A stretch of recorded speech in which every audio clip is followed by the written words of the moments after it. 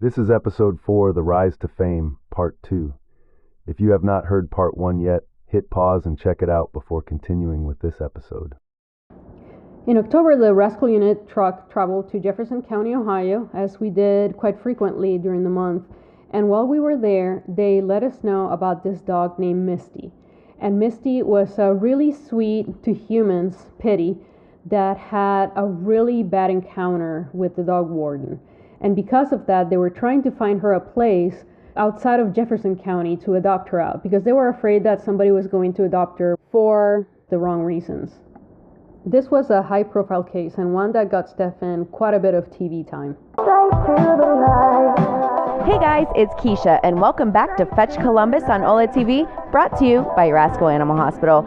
Today, we have an exclusive story of a dog named Misty that, get this, was hit in the head with a shovel by the Jefferson County dog warden. I do have to warn you that what we're about to show you can be very disturbing.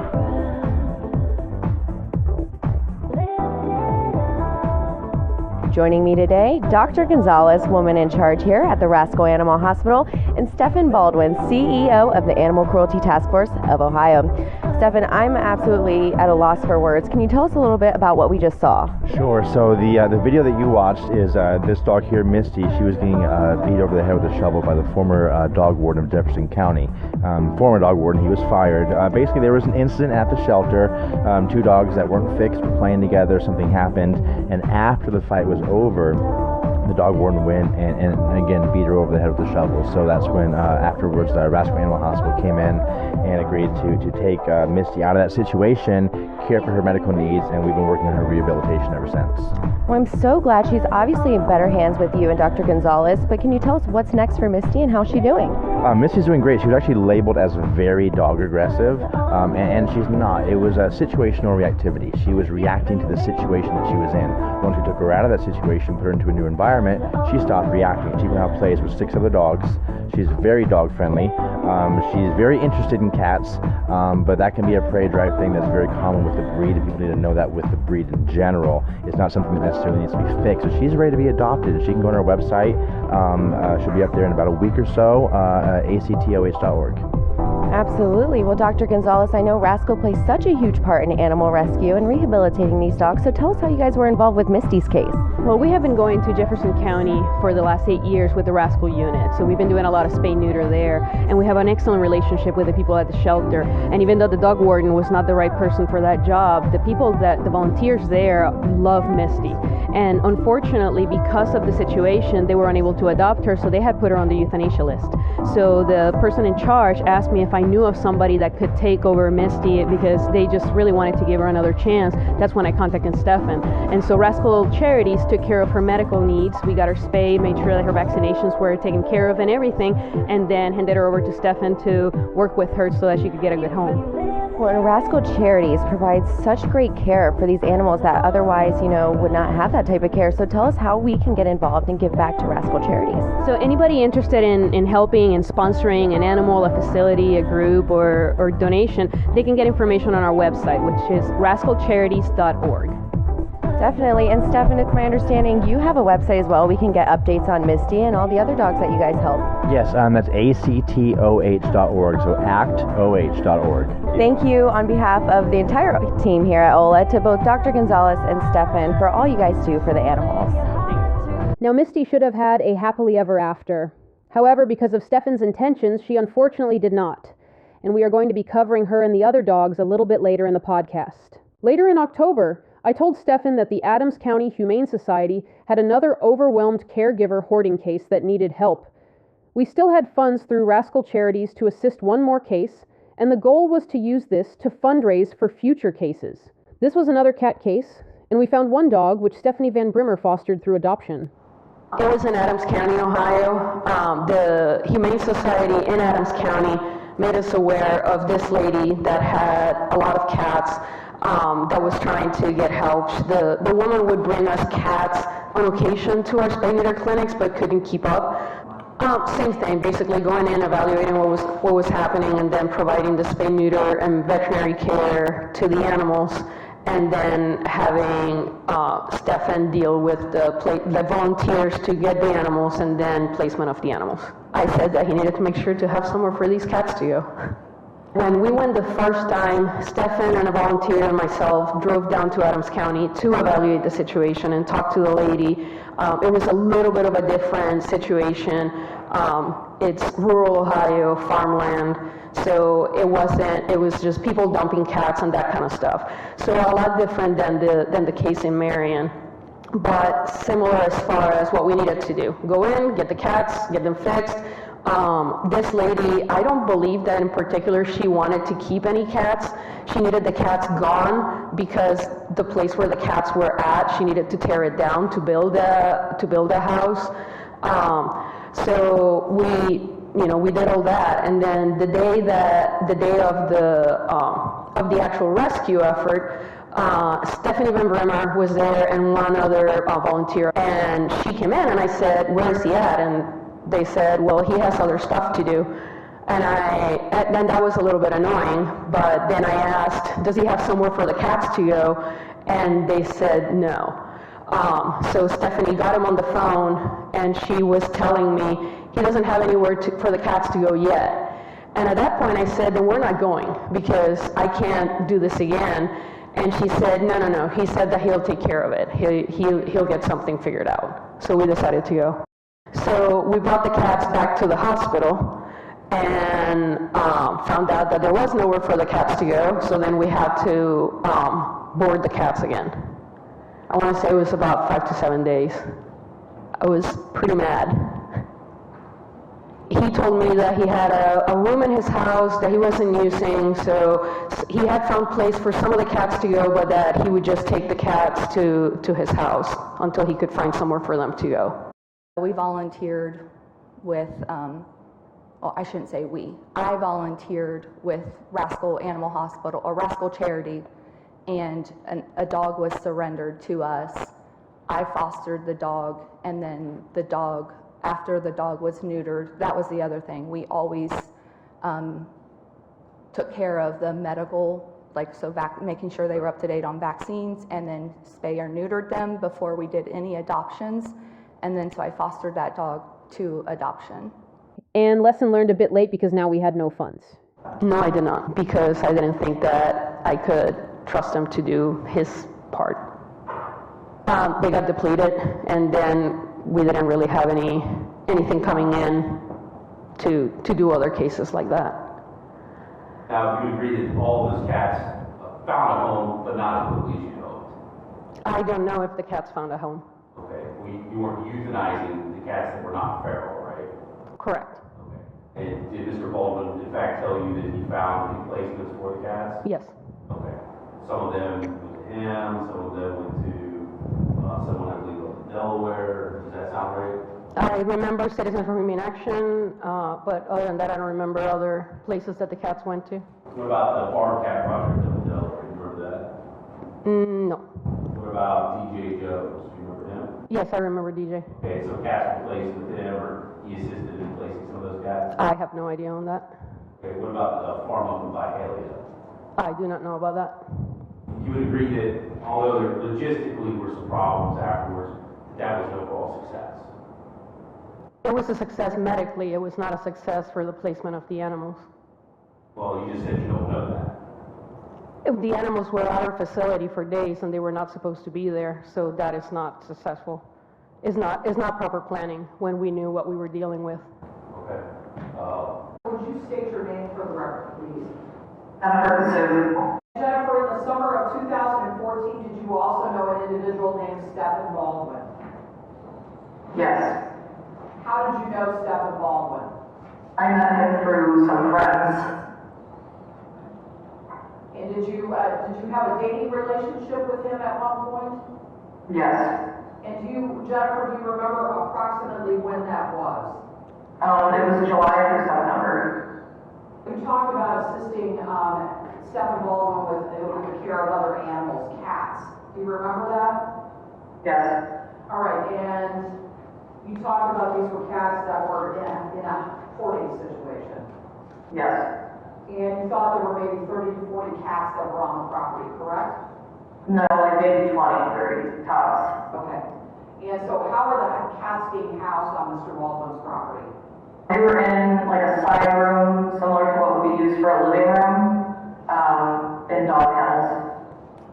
So what were the conditions of the cats? They didn't have like proper litter boxes. They had like cardboard boxes and the urine was soaking through it. There was no litter. They needed their litter boxes changed. They needed food. There were kittens that were still nursing. So what, if anything, did you do to try and help the situation? I went to the store and got litter and some litter boxes that would fit in the kennels, just to kind of get their spaces cleaned up a little bit. And did you actually take any of the animals home, take any of the cats home with you? I took a mother cat and her 3 baby kittens. And why did you do that? Because they were not doing well. The kittens were not thriving. They were very, very skinny. Mom wasn't producing enough milk. Jennifer's relationship with Steffen was short-lived, mostly because she is somebody that actually cares about the animals. She's somebody with good morals, with good values. And she also is not about to be manipulated or emotionally and physically abused. As we can see from these conversations that I had with her, he just shows exactly who he is when nobody else is watching. All those cats that he took in from that 80 cat hoarding situation or whatever, he split up between his house and some other couple who had a broken down shed on the back of their property, and the cats were piled up in cages at their house. I remember saying, this is worse than what they were living in before. You can't keep them like this. And he grabbed me by the arm and said, it's temporary. I still, to this day, have no idea what he did with those cats, but I know he took the cats that were at his house and dumped them on a property where a lady gave him a house. He never found homes for them. The only ones that ever made it out of his house were the ones that I took because they were in such severe condition, and some of them were nursing babies, and I worked with colony cats, and Mona took them in and helped me find homes for them. He abused a lot of women. He didn't get that far with me. I cut that shit real quick the first time he grabbed my arm when I said something he didn't like. I ripped it out of his hand and was like, I promise that you will never do that to me again, because I will ruin you. And he laughed at me, but he never tried to do anything after that. But he started to get real abusive with the girls after me. He'll tell everybody that he broke up with me. And he came to my house after we had separated. I had just had a kidney transplant. I had like 28 staples in my stomach and was laying in bed. And he came over to tell me that he was leaving me. I had broken up with him over a month before because he couldn't date a sick girl and that my health issues would hold him back from all the good he was doing. I laughed at him and told him to get the hell out of my house, which he actually did, and I was surprised about that. Now, let's go back for a second to the last question I posted that the defense attorney asked me.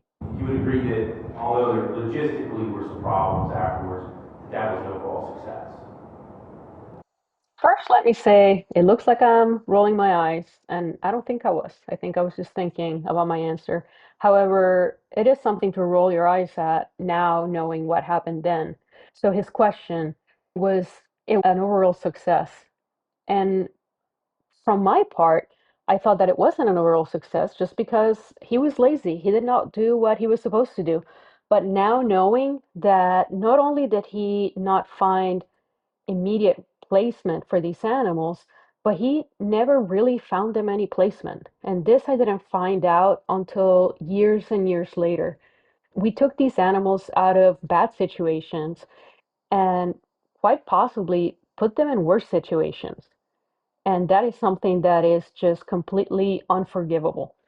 I will give props to his attorney, though. He was trying to bring positives into the things that he did. But unfortunately for him, there is just no positive. There is no way to appreciate what he did when he caused so much harm in the end.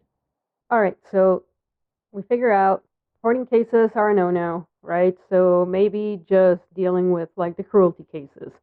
So he hits me up October 31st and tells me that the ASPCA, the National ASPCA, had contacted Logan County law enforcement because of a complaint about some dying horses. And apparently this had been going on for a while. So even though I have no experience with horses, I was working with forensics, so, a skinny horse is a skinny horse. So he asked me to go with him to take a look at these horses. We went, first of all, it was late at night, it was really dark, So this is winter time, right? And it's Ohio. It's pitch black at like 4 o'clock in the afternoon.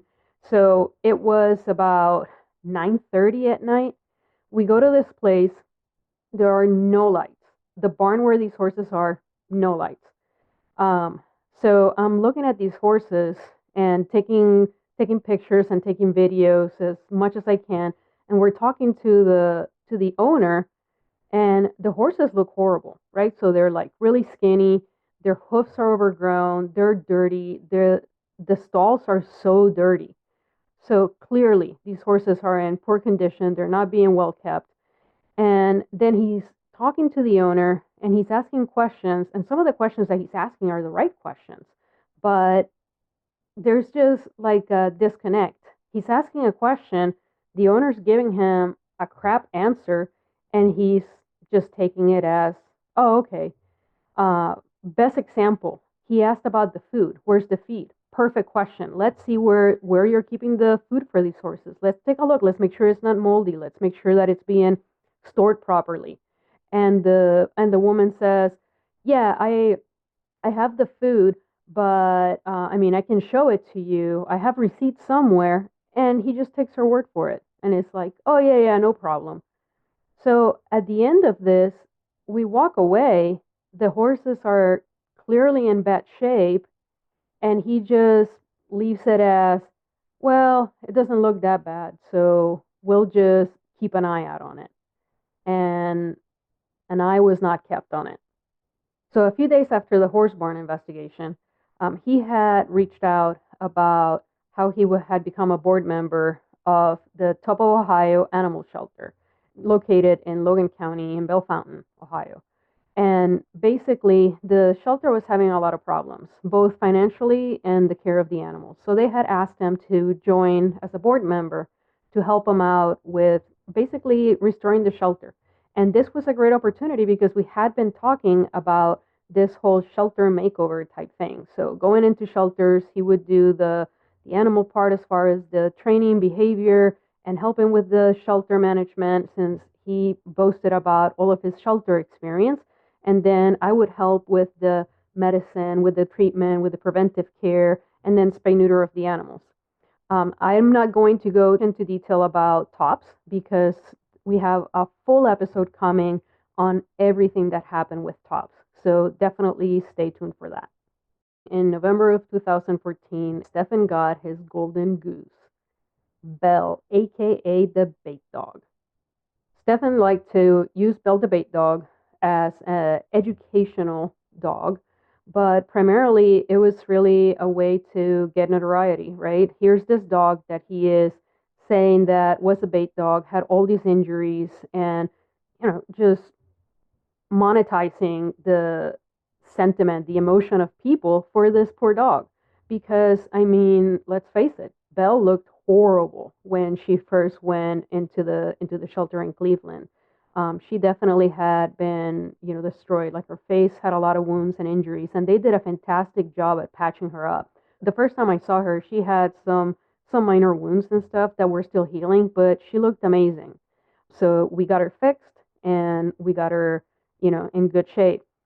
One of the things that Steffen liked to say was about how she was a bait dog, that she got beat up. She was used for other dogs to train. And very quickly, we realized that Belle was a shit starter, right? So Belle is that little dog. She was kind of a chihuahua in a pit bull body. So she would see another dog and immediately she wanted to eat that dog. So it became obvious to us that perhaps she was not a bait dog. Perhaps the fights that she got into, she started them. While with Steffen, she got into many, many, many fights. My name is Jeanette Reaver. I am the Program Director of Animal Crimes and Investigations with Humane World for Animals, and my specialty is dogfighting. How long have you been involved in dogfighting investigations? I did my first dogfighting case in 1996, and I became pretty involved, or I should say full-time job, was 16 years ago when I started doing just dogfighting investigations. And we're going to be basically breaking down this video that was on Daytime Columbus where Steffen Baldwin brought Belle, who he famously called Belle the bait dog. And first, let's talk about bait dogs. What's the issue with bait dogs? Well, bait dogs is a common, very, very common misconception and myth in the dogfighting world. When you look at dogfighting, you can't train a dog to fight 2 to 3 hours. You can't train a dog to push through such excruciating pain and just all the trauma that their bodies are forced to endure. So these dogs are bred specifically for the purpose of fighting, and they're bred for genes and genetics such as gameness. Gameness is when you have the drive and desire to keep fighting even when you're completely exhausted. There's a very recent case where there was undercover footage where the dog had been fought, had a broken leg, the back leg was pretty mangled, and the dog continued to push across to get to her opponent in Texas. So you can't train a dog like that. And the problem is when people say they claim that a dog is a bait dog, it actually makes all other fighting dogs look like they're monsters because they're thinking, I just found this beautiful dog. She's covered in scars. She's got fresh and old wounds and scarring. I take her in the house. She crawled up on the couch. She's playing with my other dog. This has got to be a bait dog. In all actuality, if the fighting is consistent with it on the scarring and the injuries on the front of the face and on the front legs, that's consistent with dog fighting. And the majority of the time, these dogs are very, very sweet, especially to people. And it's not uncommon for these dogs to get along with other dogs in certain circumstances. However, you take that exact same dog and put him inside a fighting pit or face that dog off with another dog, like get them face to face, then those dogs are going to fight. So it's a misconception that people have about that. But I can also add that bait dogs just doesn't make sense. And I use the analogy of Mike Tyson's coming back out of retirement and he needs a sparring partner. So he's not going to ask me to come and be his sparring partner. He's going to have someone that's going to be able to withstand his blows, withstand his hits, and actually push back so he can be prepared going into the fighting ring. So bait dogs is a tremendous myth and lie that has been exacerbated since the early 80s. It really took off and fueled the flame of bait dogs. So in this case, like we know that Steffen basically was using the whole bait dog thing just to get popularity and have people be sad and show emotion for this dog, who in reality, she got into a ton of fights even after he got her. So she's just, like you said, kind of like a gamey pity, right? Like a dog that another dog, and she is just reared up and ready to go. And unfortunately, she's small and she's on the losing side of things.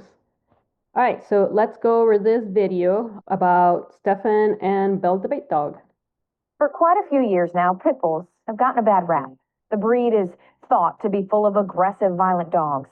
But there are groups that are dedicated to changing that stereotype. As part of a Find a Friend segment today, sponsored by Rascal Animal Hospital, I'm happy to have Steffen Baldwin back with me, the director for ACT Ohio, which is the Animal Cruelty Task Force. So welcome back, Steffen. Thank you for having me. First of all, I want to talk about this gorgeous, people-friendly, amazing little dog you have with you today. Yeah, so this is Belle. And Belle came to us from Cleveland. I got a call from the dog warden up in Cleveland, the chief dog warden, and they had found her through part of an investigation where they're looking at dog fighting organizations, and she is what you typically know as a bait dog. She was bred smaller and used specifically for fighting dogs to practice on. Her teeth have been filed down straight across, so she can't fight back. All right, so let's go over two things right there. So bait dogs are bred smaller so that they can't fight back. Yes. And I think one of the biggest misconceptions also is people think that fighting dogs are going to be these big, muscular dogs. When in actuality, they're typically around 36 to 45 pounds. So they're very much on the smaller side. So that's not correct. Yeah, and that's one of the things that I didn't know until I started working with you guys, actually, with the dogfighting investigations, because every pit bull that I see, I always say if it's a pit bull, it weighs 60 pounds, right? Because the normal pit bull is usually around 60 pounds. But then when I went to that first dogfighting case, every pitty was like 30 to 40 pounds. So that's actually the common weight for them, right? Exactly, yes. And then number two, their teeth are filed down so they can't fight back. We hear this a lot. And if you look at majority of dogs, especially if they're on a chain or if they're in a barren environment, they'll become frustrated, they'll become bored, so they'll start chewing on the chain, start chewing on rocks. Or if you have a dog like one of my dogs, he is a ball dog. He is obsessed with balls. So it actually wears down the teeth. And people mistakenly believe that these dogs' teeth have been filed down, when in all actuality, they're actually worn down. And there was a board-certified veterinary dentist that did a talk about this and said, no, it's absolutely not filing down. This is from erosion and wear from them just being frustrated and chewing on chains and rocks and such. So the other thing that I want to bring up is it true that a fighting pitty that has their teeth filed down, can they not cause damage? Well, actually, there was one of the very, very famous two-time convicted dog fighter, Ed Farron. Ed Farron had a dog by the name of Vader, and Vader was jet black. He was an older pit bull, and there was someone that went to his property to purchase a dog from Ed Farron, and he laughed about Vader, and he said, "What's that? You know, that junk? Why is that junk on the yard?" Basically, and he said, that dog will take down any dog you have." So he took one of his dogs. The dog fighter took it out of his vehicle, turned him loose, and Vader had no teeth because he had just worn them all down to they're just nubs in the gum. And he actually killed that dog. He actually went over there and killed the dog just with the sheer pressure and just holding on and basically strangling the dog, if you will. And Ed loved telling that story about how he killed the other dog. So while, of course, they do need the teeth just because it causes so much more trauma and damage to their opponent in the fighting pit, they still have other methods in which they can, that they can still take these dogs down and overpower and kill these dogs. So basically, it would not really help to do that. Like the dog would still hurt, like a so-called bait dog would still be able to hurt one of these high-priced fighting dogs. Right, absolutely. And the other thing is it's silly when you think about a bait dog, because a Jack Russell Terrier can kill a poodle. It proves nothing. You want an animal when you're testing an animal, you want to make sure that he or she is with an opponent that's going to be at least at the same quality or a little bit better, to see how he or she reacts. All right, let's keep moving on. And of course, all the scars and the pictures of how she came show kind of her history. Her history, and she has one. We're going to look at some photos. They may be a bit disturbing to some folks because she was put through a very rough life, really, when she was first brought up. I mean, to put it bluntly, it was hell. That every single day she woke up to get beat up. That was her life. So, and she's come so far now that we can use her as an ambassador in schools, and she's just a fantastic, fantastic dog now. All right, so does it make sense that a bait dog would be able to survive day after day after day of getting beat up? No, absolutely not.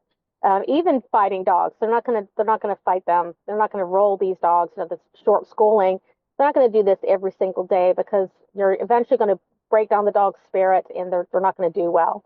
So you want to make sure your dog is seasoned, meaning that he or she has been rolled, has got confidence, he's got the qualities you're looking for. So another thing would be the location of the injuries, right? So a dog that, in my mind, if a dog is a bait dog, it means that it doesn't want to fight and that it's going to be submissive, and those are going to be different types of bite wounds compared to what we're seeing here, right? Yes, exactly. And studies have shown, and Dr. Jano, you've testified on this before, is that there is a bite inhibition for dogs that are not genetically bred for dog fighting. There's dogs that will have a bite inhibition, and when you look at these dogs that have been bred specifically to breed out the bite inhibition and to really give these devastating bites, it's going to be so much deeper, the trauma is going to be so much more, and the placement, like you said, is going to be completely different. All right, moving along. To be a lot of treatment and recovery that she went through. So what kinds of things did it take to get her to the dog she is today? Definitely. We actually have some YouTube videos up on our Act Ohio YouTube page that go through some of the weeks of her rehab, because it was some of the most extensive rehab.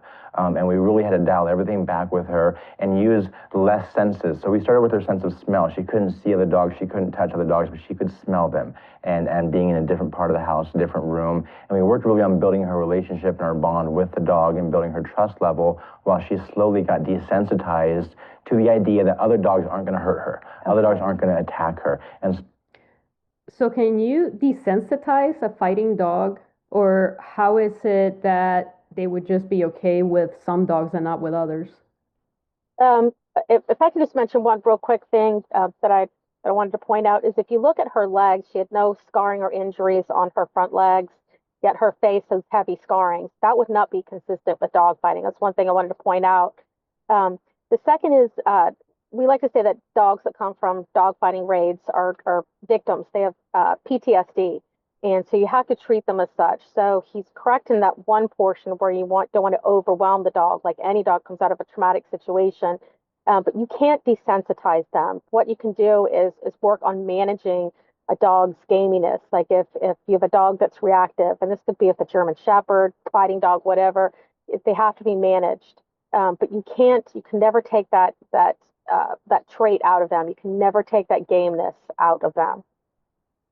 And can it be because, he shows we just saw the picture, let me back it up a bit, as far as, the dog just laying there. She looks a little stoned, but yeah. Just laying there with two other dogs, which I also know they're two male dogs, two Dobermans, and she's doing okay with those dogs. But then there were other dogs in the house, and I believe all of them were pitties or pitty mixes, and those were the ones that she got into fights with. Right. And so dogs are individuals, so some dogs just will not get along. And a lot of breed-specific, like, pit bull rescue type groups, a lot of them won't let you adopt if you have a female in the home. They prefer to have opposite sex when you have a pit bull in the home. And it's a good idea if you have dogs that are especially game-bred dogs.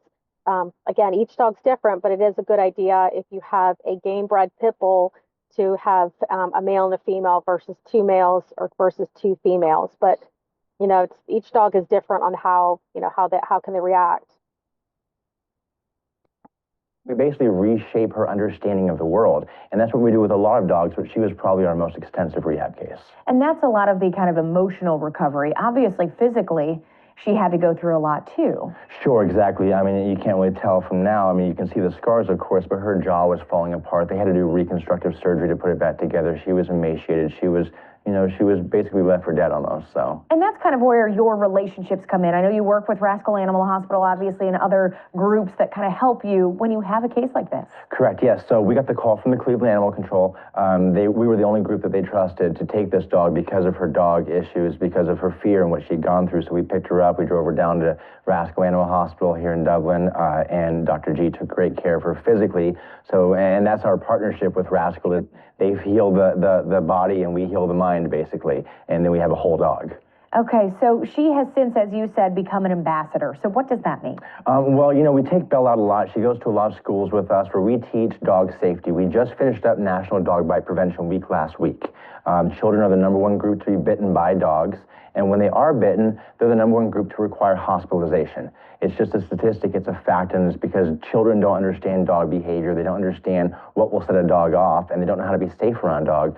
So we take Belle out because she loves kids so much, she loves people so much, and she goes out and we teach children about dog behavior, how a dog thinks, why a dog's gonna wanna run up to you and smell you, first of all, why that's an important thing to do, and how the children can stay safe in that regard, so we can hopefully bring down some of those numbers of dog bites across the country. And when you take her into a school, I can imagine the kids' response is just like, this is the nicest, friendliest dog. She'd never bite me. But you have to teach them that even when they seem like they're not threatening, there could be something that happens, right? Exactly, sure. And it couldn't be not just their behavior. Sometimes they have a medical problem. All dogs are individuals. They all are deserving of space if they need space. So, that's where we teach them to ask for permission and make sure that the dog wants to be petted and then go through the proper steps to not scare the dog and set them off. And there's so many little things that go through this process that we all think is common sense that so many children just don't know and so many parents just don't know either.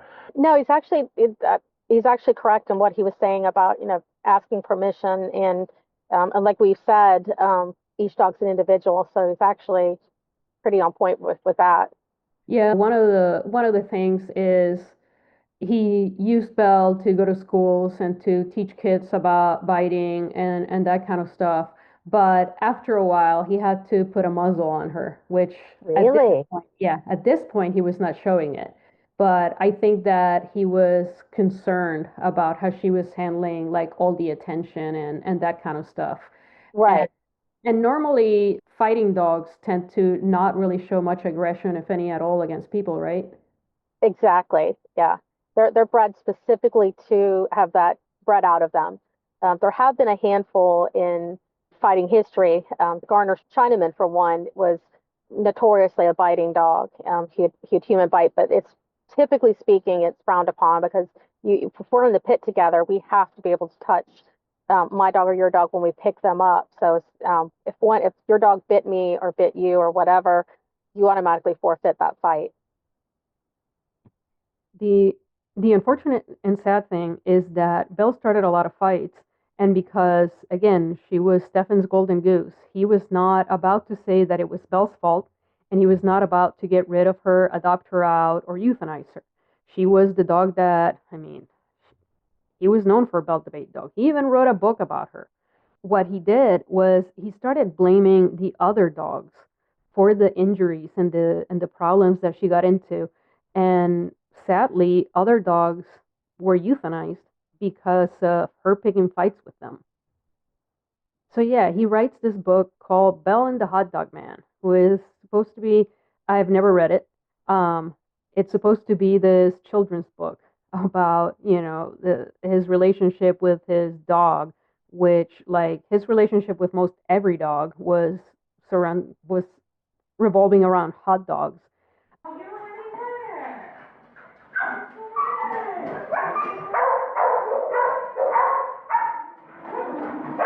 So one of the techniques that Steffen uses is he tries to pretend like he's not even interested in the dog. He'll turn his attention away from the dog and then allow the dog to come out on its own. And this dog is not supposed to be treat motivated, so he's got hot dogs, which most dogs would go right after. But this dog doesn't seem to be interested in a hot dog even as it's sitting in his bed. So we'll see if Steffen's going to be able to do this on his own. One of the really aggravating things is that going into Amazon, it shows that I left a review as a veterinarian. I left a review about how great this book is. I was barely in speaking terms with him, and him or one of his friends, but let's face it, him, just pretended to be me and created a false review of his book. We're going to talk more in detail about Belle's adventures or perhaps misadventures when we have our episode dedicated to the stories of the animals that Steffen failed. So now comes December, and this is December of 2014, and he texts me to tell me that he has a problem with a foster dog named Winston. Winston is being fostered by Sarah Winfield, and according to Steffen, Winston has attacked her son a couple of times, which realistically, that's not acceptable. The first dog that he brought me was Winston. When he showed up, he said, he told me Winston had been rehabilitated. The only reason he had him that he was a drug dog, or he was a dog at a drug house, like they were using him for protection of a drug house. And Winston seemed very friendly. I had a English bulldog in the house with me, and then I had 3 kids. And I had, my house was the house where all the kids are coming in and out, that kind of stuff. So Winston was great. Like he got along with him, but then he started slowly really, really loving Tyler, which is my son that Steffen was the lunch buddy to. So that dog started really taking possession of Tyler. And I didn't know enough about animal behavior at the time that I knew the things that I was witnessing weren't okay. And then it started with I think the first time something happened, Steffen walked in. I had said I wanted to adopt him. So the dog loved Tyler. The kids loved the dog. He was getting along great with Bubbles. We had a cat in the house the dog was getting along great with. And I had wanted to adopt him, and Steffen brought over some paperwork for it. And when I opened the door, he went after Steffen. And Steffen like jumped out the door, shut the door, and he said, "Let me take him for a run for a minute," and like tried to do the exercise thing with him. And the dog was fine with that. He calmed down. I crated him. We exchanged paperwork. He's like, "That's kind of concerning." And then I think the dog was in the car with me, and I pulled up to take the kids up at school, and the principal was like, "Oh, can I pet him?" And she reached in, and he lunged at her. Then my brother-in-law walked to the house, and Tyler was standing there. The dog lunged at my brother-in-law. So there was lots of grid lunging going on. He jumped at my mom another time. So I was becoming very concerned with these behaviors, and I called Steffen, and like, these behaviors are going on. He's like, "Well, let me come work with him." And well, every time he came to the house, Winston would become so enraged, like Steffen couldn't even walk in the same room with him. He'd try to tear the crate apart. So he was like instructing me on things to do. That went on for probably like a week or 2 weeks. And I'm like, I really can't have this dog in my house. He's like 130 pounds. I've got kids in and out of my house. He's lunging at men that come in my house. This is a problem. And Steffen told me, "Well, I'm going to take him down to Rascal to have him evaluated, a health evaluation, and then probably take him home with me." But we couldn't get Winston into Steffen's car. Steffen didn't have, at the time, he didn't have one of those barriers or anything, and Winston would try to attack Steffen. So I said, "I'll just drive him down there." So I drove him down there, walked him to the back door, and then a staff member met us, and I thought, he's just going to like get checked out, make sure he doesn't have something health-wise going on that's causing these behaviors. And I felt horrible that I had failed this dog and stuff like that. So for years with Winston, I just felt guilty that I had done something wrong, that I could have done something more. And I never even found out until after the trial. I testified, and I went in and pulled up all the documents and started reading it. And he had never told me that Winston's triggers were kids and other dogs. And he placed Winston in my house. That was a house where all the kids came in and out, and there were other dogs. So irresponsible, because it's putting your kids in danger, and he knows. And I had no clue. And and my kids were under 12. They weren't older, or something where they could handle a dog fight or something like that. So basically, he texted me to say, Winston went after the kid's uncle, and I'm really concerned about it. It's not the first time that he has demonstrated aggression, and I need to bring him in to put him down. So I was like, okay, because again, kind of like you, I understand behavioral euthanasia, and if a dog is being a danger, then they need to be euthanized.